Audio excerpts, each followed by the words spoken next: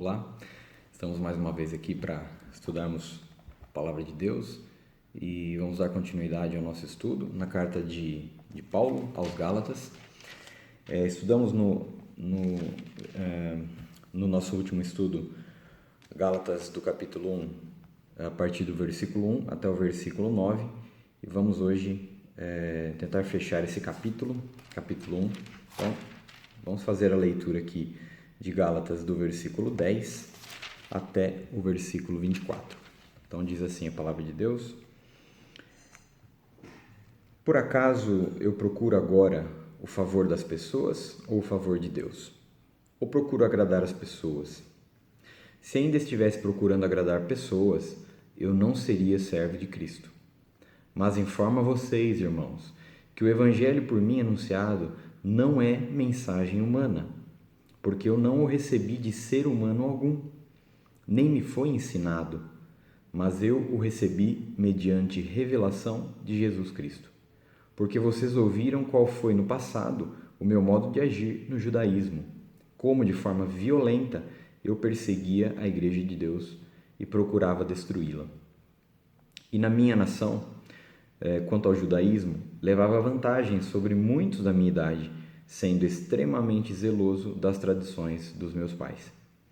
Mas quando Deus, que me separou antes de eu nascer e me chamou pela sua graça, achou por bem revelar seu Filho em mim para que eu pregasse entre os gentios, não fui imediatamente consultar outras pessoas, nem fui a Jerusalém para me encontrar com os que já eram apóstolos antes de mim. Mas fui para as regiões da Arábia e voltei outra vez para Damasco. Passados 3 anos, fui a Jerusalém para me encontrar com Cefas e fiquei 15 dias com ele. E não vi outro dos apóstolos a não ser Tiago, o irmão do Senhor. Ora, a respeito do que estou escrevendo a vocês, afirmo diante de Deus que não estou mentindo. Depois fui para as regiões da Síria e da Cilícia. E eu não era conhecido pessoalmente pelas igrejas da Judéia, que estão em Cristo. Ouviam somente dizer: aquele que antes nos perseguia, agora prega a fé que no passado procurava destruir. E glorificavam a Deus a meu respeito. Muito bem. Esse trecho nós lemos um testemunho que Paulo dá a respeito da sua conversão e um pouquinho, ele conta um pouquinho da sua vida quando ainda no judaísmo, antes de ter sido convertido por Deus, como ele agia dentro do judaísmo. E eu chamo atenção para a questão dos testemunhos que nós ouvimos hoje, A igreja realmente dá importância para os testemunhos. E aqui Paulo, ele acha válido nesse momento contar um pouquinho da sua conversão e do que ele fazia antes, porque ele entende que isso é para benefício dessas pessoas que estão ouvindo.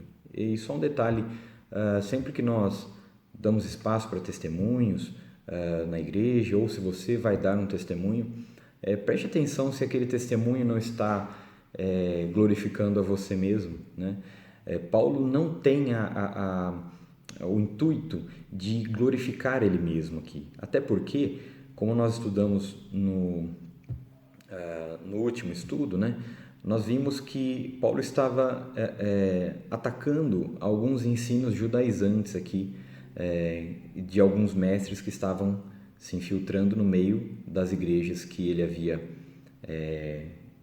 estabelecido, colocado a pedra angular, que é Cristo. E aqui ele vai, na verdade, apresentar alguns argumentos para defender aquilo que ele vem tratando, que ele já começou, tratando no começo da carta, ali falando que ele era apóstolo, não da parte de pessoas, nem por intermédio de homem algum. Então, interessante que Paulo, a partir dali do versículo 11, ele diz que o evangelho que ele anuncia, não é mensagem humana, porque eu não o recebi de ser humano algum, nem me foi ensinado, mas eu o recebi mediante revelação de Jesus Cristo. Como que provavelmente isso aconteceu, tá? Nós lemos aqui no versículo 18 que passados 3 anos fui a Jerusalém, tá? Então, o que nós entendemos? Paulo está falando da sua conversão aqui, tá? E ele diz, né, no versículo 17, nem fui para Jerusalém para me encontrar com os que já eram apóstolos antes de mim, quando isso aconteceu, mas fui para as regiões da Arábia e voltei outra vez para Damasco. E passados 3 anos fui a Jerusalém. Então, nós entendemos que é a primeira vez que Paulo foi para Jerusalém, depois de ter sido convertido, foi depois de 3 anos. Tá? Então, houve um espaço de tempo de 3 anos em que ele diz aqui que ficou nas regiões da Arábia, foi para as regiões da Arábia, voltei novamente para Damasco. Vocês lembram que a conversão dele foi quando ele estava caminhando com aquela missão de prender os cristãos em Damasco, e ali na estrada, quando caminhava para lá, ele teve a revelação de Jesus e ali ficou cego, teve esse primeiro contato com Cristo ressurreto, e foi um encontro real, porque até aqueles que estavam com ele perceberam. E aí Ananias vai até lá, ora por ele, e ele, os olhos caem como se fossem escamas dos olhos, e ele volta a enxergar, e a partir dali então ele está convertido, foi convertido. Então Damasco foi o lugar onde ele estava, que isso aconteceu.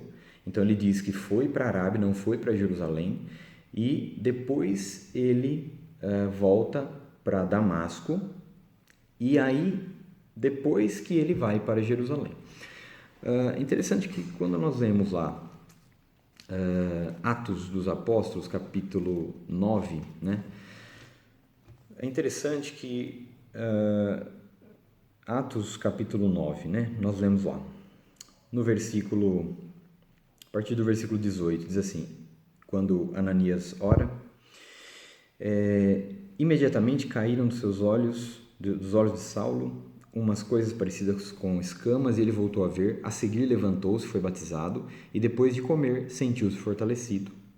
Saulo permaneceu alguns dias com os discípulos em Damasco, e logo nas sinagogas proclamava Jesus, afirmando que ele é o Filho de Deus.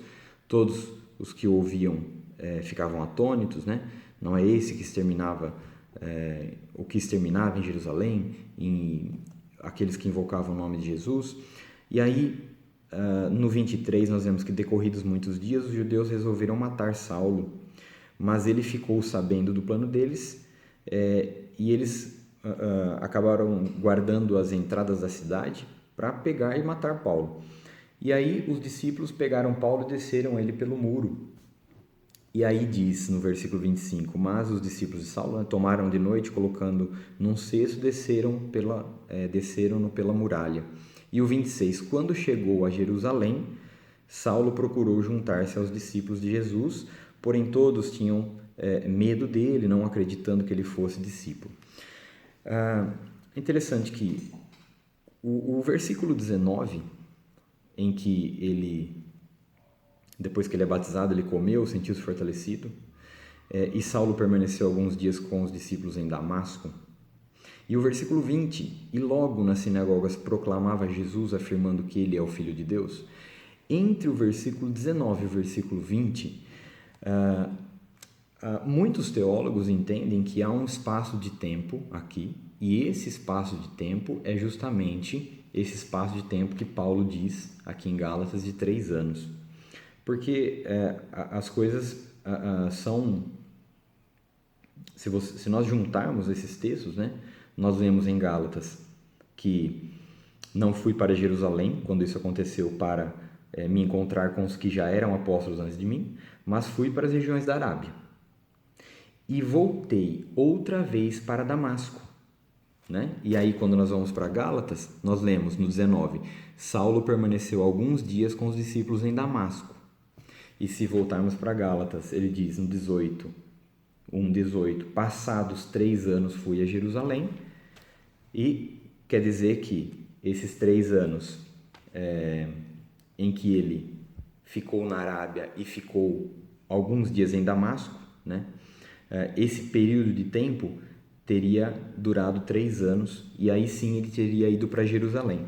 E nós lemos que ele foi para Jerusalém, quando lemos Atos, capítulo 9, no versículo 26. Quando chegou a Jerusalém, Saulo procurou juntar-se aos discípulos de Jesus, porém todos tinham medo dele. E até Gálatas nós lemos aqui, no 21, no capítulo 1, versículo 21, que quando ele foi para as regiões da Síria, Cilícia, ele não era conhecido pessoalmente pelas igrejas da Judéia. É um pouco confuso, né? Mas o que nós tiramos de ensinamento de tudo isso? Que Paulo, ele recebeu, nós entendemos assim, pela forma que o texto está colocado, que ele recebeu orientações do próprio Jesus por cerca de 3 anos, que foi o tempo em que, interessante, né, que Jesus investiu também nos apóstolos antes de Paulo. Os apóstolos que viram Jesus ressurreto e que receberam informação do próprio Cristo. Assim entendemos também que Paulo recebeu ensinamentos do próprio Cristo. Se nós voltamos lá para o versículo 11 de Gálatas, né, nós entendemos justamente isso. Olha só. Mas informo vocês, irmãos, que o evangelho por mim anunciado não é mensagem humana, porque eu não o recebi de ser humano algum, nem me foi ensinado, mas eu o recebi mediante revelação de Jesus Cristo. Qual é a primeira pista, né, que esses falsos ensinamentos que estavam sendo colocados dentro da igreja e que Paulo estava acusando aqui, estava tentando combater? Qual é a primeira pista de que esses ensinamentos eram os ensinamentos judeus, né? Para que os cristãos convertidos deveriam praticar as coisas que os judeus praticavam, inclusive a circuncisão, né? Por quê? Paulo vai falar aqui, agora no versículo 13, justamente que ele tinha esse modo de vida, né? Ele tinha esse modo de vida. Então ele diz: porque vocês ouviram conforme no passado o meu modo de agir no judaísmo, como de forma violenta eu perseguia a igreja de Deus e procurava destruí-la. E na minha nação, quanto ao judaísmo, levava vantagem sobre muitos da minha idade, sendo extremamente zeloso das tradições dos meus pais. Então, se os ensinamentos que estavam sendo colocados dentro da igreja ali, dos falsos mestres, pelos falsos mestres, diziam respeito a guardar dias, guardar a questão de comer alguns alimentos impuros, inclusive a questão da circuncisão. Paulo está falando que ele agia assim e ele levava vantagem até sobre muitos da sua idade, sendo extremamente zeloso das tradições dos meus pais. Então, é como se ele quisesse dizer o seguinte: irmãos, eu estou dizendo que somente a graça de Deus pode salvar-nos. Somente a graça de Deus pode salvar-nos. E ela está no sacrifício de Cristo. E a fé no sacrifício de Cristo basta para a salvação. Quando ele diz que era extremamente zeloso, né, para com as tradições dos meus pais, ou seja, o cumprimento da lei, entre linhas ele está querendo dizer que isso não servia, e ele entendeu, depois de sua conversão, que isso não fazia com que ele se aproximasse de Deus. Não era possível, através do cumprimento de regras, se aproximar de Deus, ou ser, de certa forma, santificado, né? E que essa justificação e essa santificação ela deveria acontecer mediante a graça de Deus através da conversão. Então ele diz: olha, se eles estão falando para vocês cumprirem coisas, regras, ser circuncidado, eu estou dizendo a vocês que eu praticava isso. Eu praticava, e eu até praticava mais do que os outros que estavam comigo, né? Eu era extremamente zeloso, mas isso não adiantava, não adiantou. Eu precisei ser convertido e crer em Cristo para ser salvo e ser justificado. Era uma forma que Paulo, no meio do seu testemunho, ele também acaba apresentando os argumentos para poder combater os falsos ensinos, né?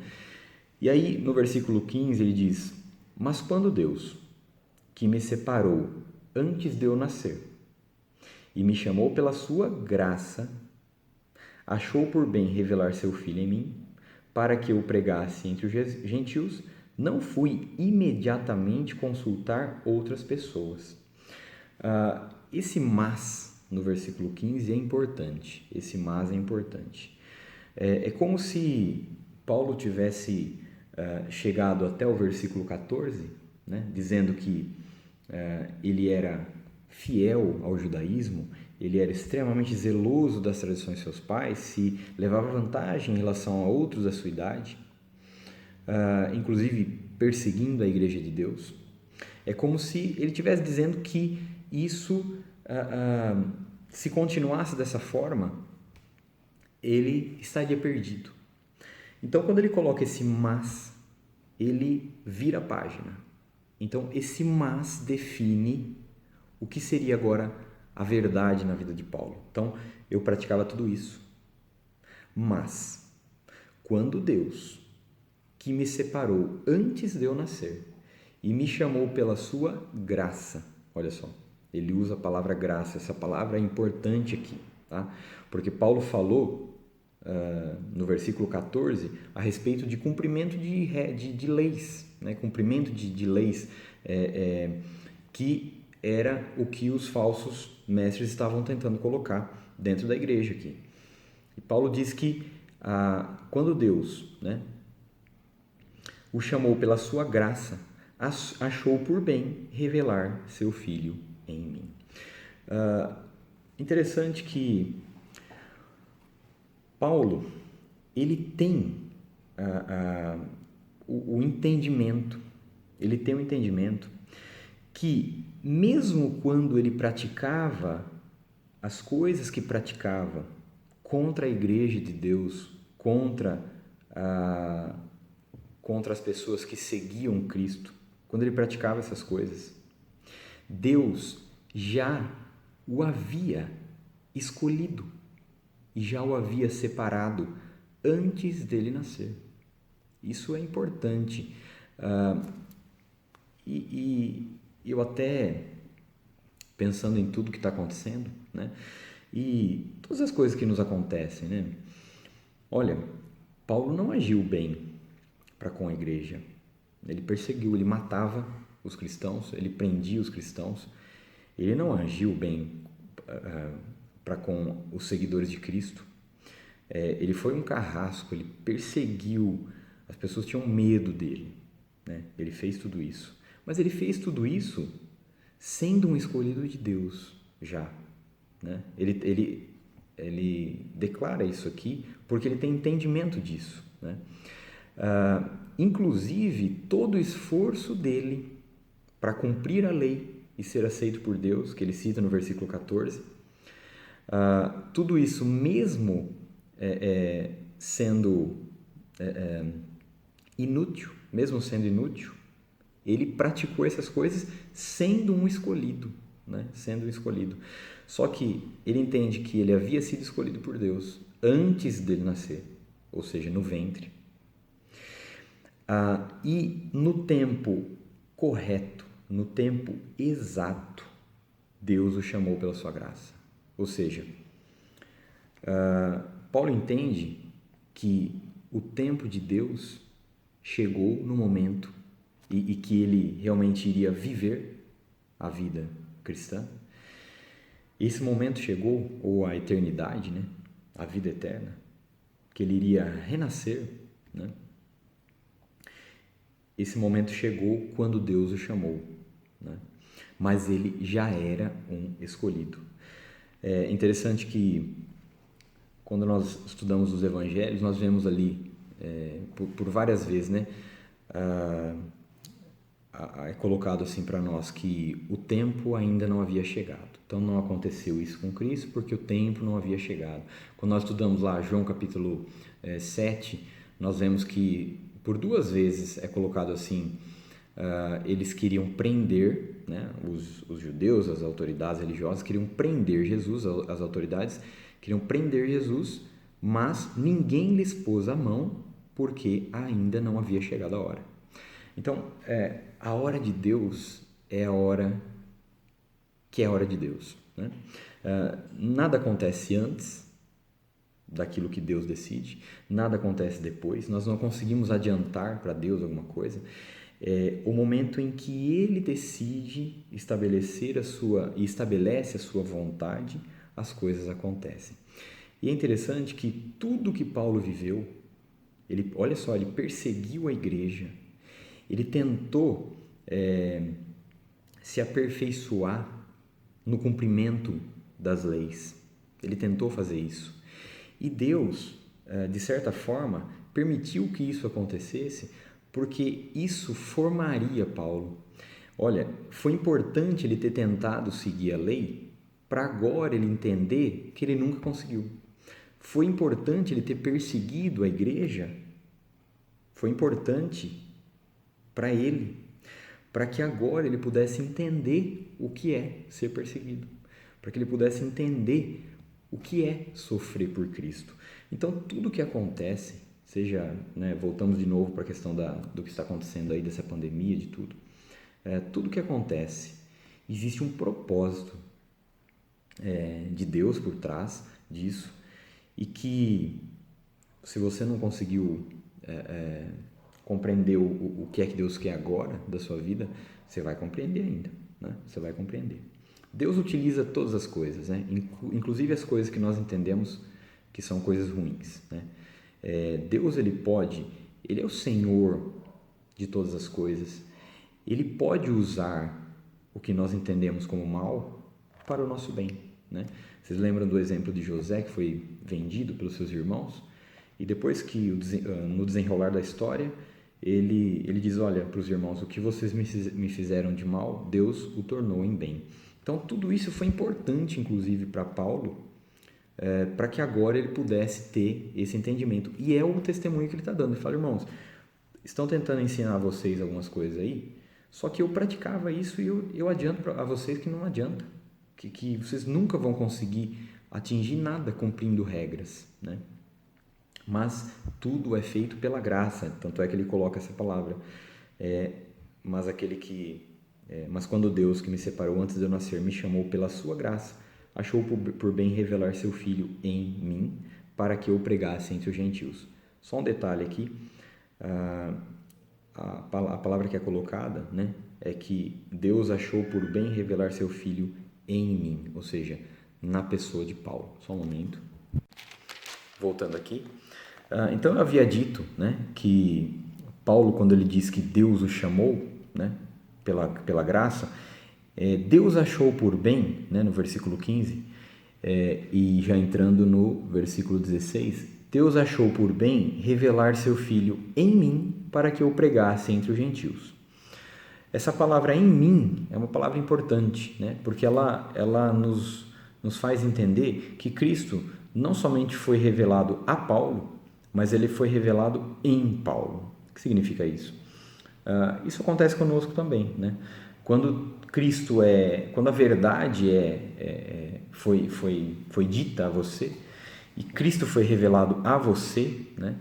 Você creu nessa verdade e a partir desse momento de sua conversão, Cristo ele é revelado em você, porque não mais agora você entende e você crê nessa verdade, mas agora você assume o seu papel de cristão, né? De discípulo de Cristo, e agora você prega a respeito dessa verdade. Você fala sobre Cristo às pessoas. Isso significa Cristo ser revelado em você e não só a você, né? Você vai além da revelação que você tem de Cristo e quando você fala da palavra de Cristo, fala do Evangelho, de certa forma você está falando algo você está revelando Cristo para outras pessoas, né? E é isso que Paulo está dizendo, que Cristo havia sido revelado nele e não somente a ele, para que ele o pregasse entre os gentios. É aí que ele vai dizer então: não fui imediatamente consultar outras pessoas, nem fui a Jerusalém para me encontrar com os que já eram apóstolos antes de mim, mas fui para as regiões da Arábia e voltei outra vez para Damasco. Passados 3 anos, fui a Jerusalém para me encontrar com Cefas e fiquei 15 dias com ele. E não vi outro dos apóstolos a não ser Tiago, o irmão do Senhor. Ora, a respeito do que estou escrevendo a vocês, afirmo diante de Deus que não estou mentindo. Então, Paulo ele quer trazer uma mensagem verdadeira para essa igreja, para as igrejas da região da Galácia, né? Dizendo: olha, o que essas pessoas estão tentando ensinar, né? E qual seria provavelmente o argumento dessas pessoas? O argumento seria assim: olha, nós, né, desses falsos mestres judaizantes, olha, nós recebemos informação dos apóstolos, então nós temos essa autoridade para falar com vocês. E é a mesma autoridade que Paulo tem, porque Paulo recebeu informação desses mesmos apóstolos, né? Dos apóstolos que estavam em Jerusalém. E é isso que Paulo está dizendo. Não foi dessa forma que eu recebi os ensinamentos, né? Foi do próprio Cristo. Então, a minha autoridade ela é maior do que a desses falsos mestres judaizantes que estão tentando perverter o evangelho de Cristo, né? Eles poderiam dizer assim: olha, é a nossa palavra contra a de Paulo. E é isso que Paulo está querendo deixar bem claro. A minha palavra, né, Paulo diz, a minha palavra, ela tem um peso diferente, porque eu recebi informação do próprio Cristo, não fui consultar os apóstolos. E isso que estou dizendo a vocês, eu afirmo ser verdade e não estou mentindo. Aí ele termina o trecho ali que estamos estudando, versículo 21. Depois fui para as regiões da Síria e da Cilícia, e eu não era conhecido pessoalmente pelas igrejas da Judéia que estão em Cristo. Ouviam somente dizer: aquele que antes nos perseguia, agora prega a fé que no passado procuravam destruir. E glorificavam a Deus a meu respeito, né? E eu quero já adiantar uma questão, né, só para a gente fechar aqui. Uma questão importante, nós vamos estudar isso no capítulo 2 já no início ali, que é a questão da unidade espiritual. Isso é importante. Paulo ele vai falar sobre isso porque era importante para aquela igreja e é importante para nós também, porque quando nós lemos a palavra de Deus, nós conseguimos compreender e enxergar uma unidade espiritual em toda a Bíblia, né? Que é impressionante, né? E olha que interessante, Paulo ele vai até Jerusalém, depois de ter sido ensinado por Cristo, ter sido doutrinado pelo próprio Cristo, o evangelho verdadeiro foi passado a ele. Ele vai para lá, né? Ele não conhecia essas pessoas que estavam lá, ele não conhecia as pessoas das igrejas dali, mas no versículo 24 diz que glorificavam a Deus a meu respeito, né? Ou seja, havia uma unidade entre o que Paulo pregava e que os apóstolos pregavam, os apóstolos antes dele, né? Havia uma unidade perfeita, né?